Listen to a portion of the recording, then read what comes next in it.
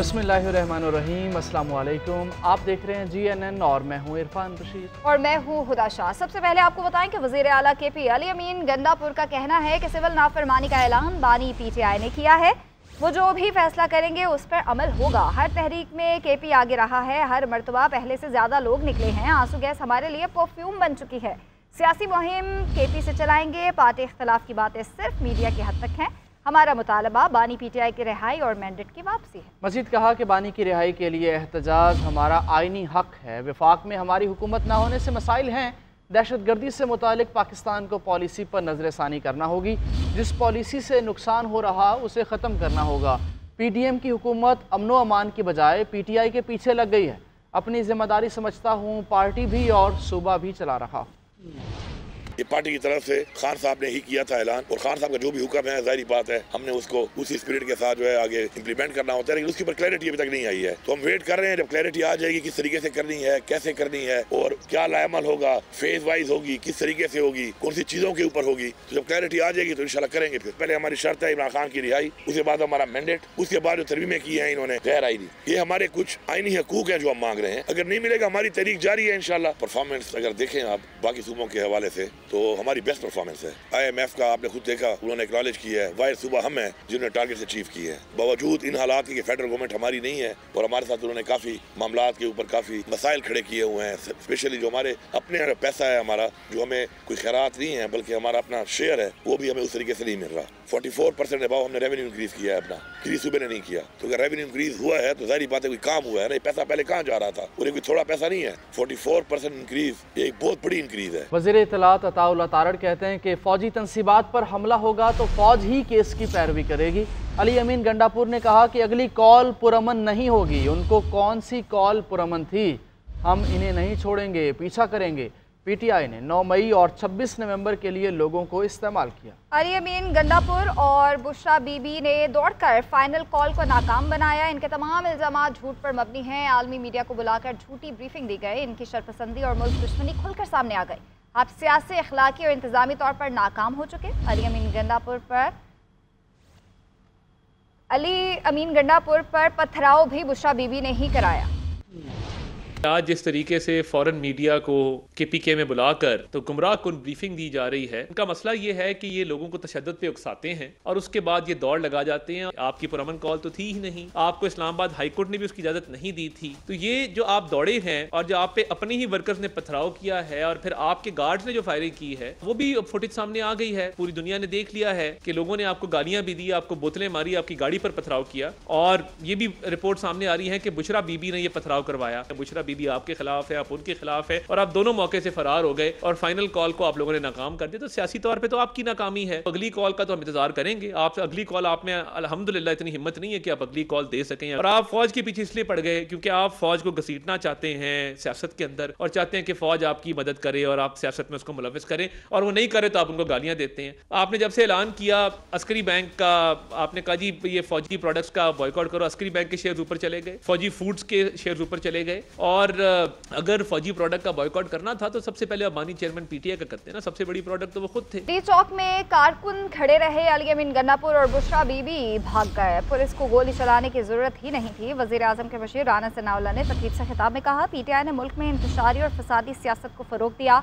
बच्चों को सिखाया गया कि फलां जमात के लोगों को चोर और डाकू कहना है। एक सूबे का वजीर आला 3 बार इस्लामाबाद पर चढ़ाई कर चुका। बुरे काम का नतीजा हमेशा बुरा होता है।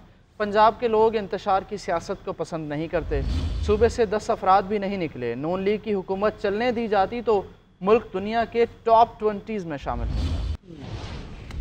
खिदमत की सियासत का सफर अगर जारी रहता, इसे डिस्टर्ब ना किया जाता 2017-18 में, तो आज पाकिस्तान जो है वो जो दुनिया की तरक्की याफ्ता जो 20 ममालिक हैं उनमें पाकिस्तान का जो है वो नाम होता। खिदमत की सियासत की जगह पे गाली गलौज, एक दूसरे को जो है वो बर्दाश्त न करना, एक दूसरे को गाली देना, एक दूसरे को बेइज्जत करने की सियासत जो है जब उसे इस मुल्क में रवाज दिया गया, वो इस मुल्क के मुतल्लिक फिर ये कहा जाने लगा कि ये मुल्क जो है वो डिफॉल्ट करने जा रहा है कि लोगों को कहा गया कि आपने अपने बच्चों को जो स्कूल जाते हैं उनको कहें कि अगर वहां पे दूसरी जमात के जो बच्चे हैं अगर वो मिले तो उनको वो चोर कहें, डाकू कहें, उनके ऊपर आवाजें करें। एहतजाज, अफरा तफरी, अनारकी की सियासत जो है इसको अभी तक वो जारी रखे हुए हैं, लेकिन मैं ये वाजे कर दूं कि इसकी कोई गुंजाइश नहीं है। ये मुल्क नफरत की बुनियाद पे नहीं बना, ये भाईचारे की बुनियाद के ऊपर जो है वो बना है कि एक सूबे में उनको हुकूमत मिली है तो 3 मरतबा जो है वो वहां से इस्लामाबाद पे हमला आवर हो चुके और बाद में हाल ये हुआ कि डी चौक पहुंच के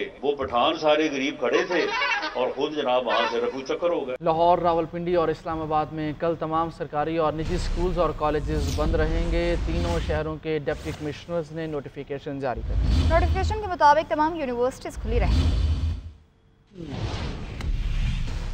पोलियो को मुल्की सरहदों से बाहर निकाल कर दम लेंगे, वजीर आज़म का अज़्म। शहबाज शरीफ कहते हैं कि सूबों के साथ मिलकर पोलियो के खिलाफ जंग जीतेंगे, मिलकर आगे बढ़ रहे हैं। पोलियो का खात्मा हमारी अव्वलीन तरजीह है। 60 नए पोलियो केसेस का सामना यकीनन एक बहुत बड़ा चैलेंज है। पोलियो के खिलाफ जंग में ताउन पर आलमी शराकतदारों के शुक्रगुजार। Saudi Arab, Bill Gates foundation, WHO का ताउन काबिल सताइश है। सिक्योरिटी चैलेंजेस वाले इलाकों में सिक्योरिटी इदारों का ताउन काबिल तारीफ है। बच्चों को पोलियो से बचाव के कतरे पिलाकर आज मुहिम का आगाज़ कर दिया है। वालिदैन से दरख्वास्त है इंसदादे पोलियो मुहिम में हमारी मदद करें, कतरे पिलाकर बच्चों का मुस्तकबिल महफूज बनाएं। ममालिक की पोलियो के ख़िलाफ़ जो हमने जंग शुरू की हुई है उसमें पूरी मदद कर रहे हैं। हमने ये जो मुहिम का आगाज़ किया है, इन नन्हे मुन्ने प्यारे बच्चों को पोलियो के कतरे पिला के, ये कैंपेन पूरे पाकिस्तान में सूबाई हुकूमतों और सूबाई वज़ीर आला के साथ मिलकर इंशाअल्लाह हम जीतेंगे ये जंग।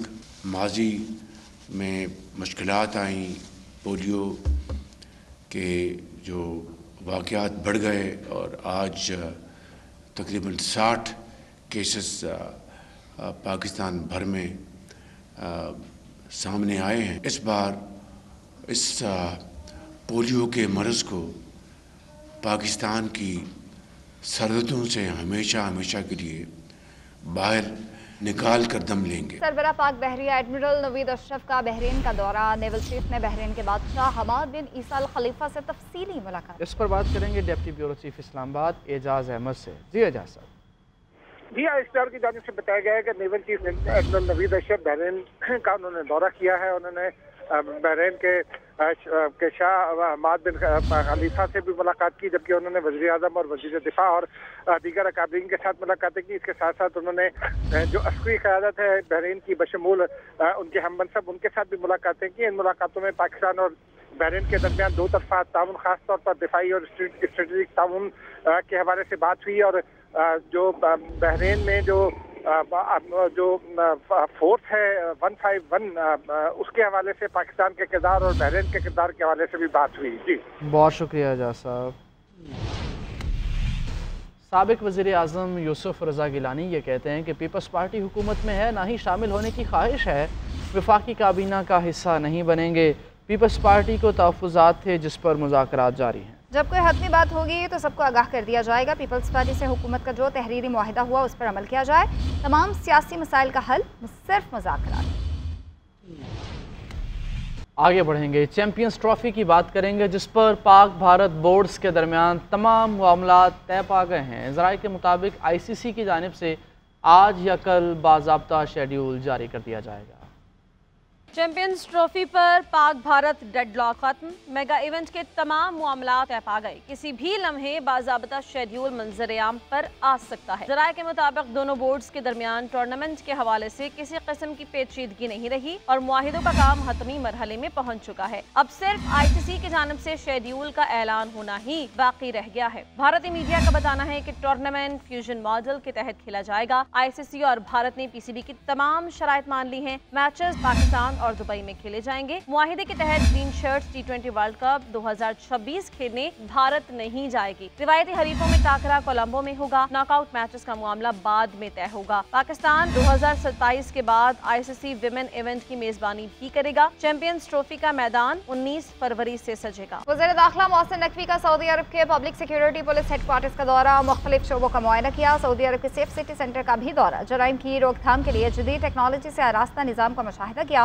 वज़ीर दाखिला मोहसिन नकवी की पब्लिक सिक्योरिटी के सरबराह लेफ्टिनेंट जनरल मोहम्मद अल बिस्मी से मुलाकात हुई। मुश्तरका टास्क फोर्स को जल्द फाल करने पर इत्तफाक किया। मोहसिन नकवी ने कहा, पाकिस्तानी सिफारतकारों की हिफाजत के लिए स्पेशल प्रोटेक्शन यूनिट का क़याम अमल में ला रहा है। वज़ीर दाखिला मोहसिन नकवी की सऊदी वज़ीर ममलिकत डॉक्टर खालिद मोहम्मद अब्दुल्ला से भी मुलाकात हुई। बाहमी दिलचस्पी के उमूर और दो तरफ़ा ताल्लुकात पर तबादला ख्याल किया गया।